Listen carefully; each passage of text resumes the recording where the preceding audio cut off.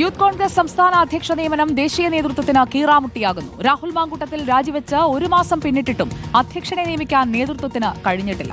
Group വടംവലി മുറുകിയതോടെ അധ്യക്ഷനെ കണ്ടെത്താൻ അഭിമുഖത്തിന് തയ്യാറെടുക്കുകയാണ് ദേശീയ കമ്മിറ്റി. ഗ്രൂപ്പുകൾ അവകാശവാദവുമായി രംഗത്തിറങ്ങിയതാണ് യൂത്ത് കോൺഗ്രസ് അധ്യക്ഷ നിയമനം വൈകാൻ കാരണം. രാഹുൽ മാങ്കൂട്ടത്തിൽ രാജിവെച്ച് ഒരു മാസം പിന്നിട്ടിട്ടും പകരക്കാരനെ കണ്ടെത്താൻ ദേശീയ നേതൃത്വത്തിന് കഴിഞ്ഞിട്ടില്ല.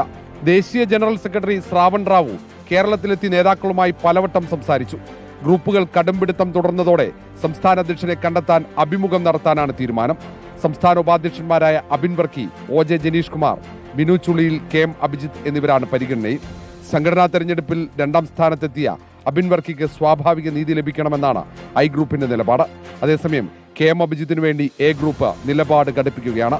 അധ്യക്ഷ നിയമനം വൈകുന്നത് സംഘടനാ പ്രവർത്തനത്തെ ഗുരുതരമായി ബാധിക്കുന്നതായി സംസ്ഥാന നേതാക്കൾ പരാതിപ്പെടുന്നു. നിർണായക സാഹചര്യത്തിൽ സർക്കാരിനെതിരെ സമരം നടത്താൻ യൂത്ത് കോൺഗ്രസിന് കഴിയുന്നില്ലെന്നാണ് വിമർശനം. ഈ സാഹചര്യത്തിൽ എത്രയും പെട്ടെന്ന് അധ്യക്ഷനെ നിയമിക്കണമെന്ന ആവശ്യമാണ് കോൺഗ്രസിൽ ശക്തമാകുന്നത്. റിപ്പോർട്ടർ, തിരുവനന്തപുരം.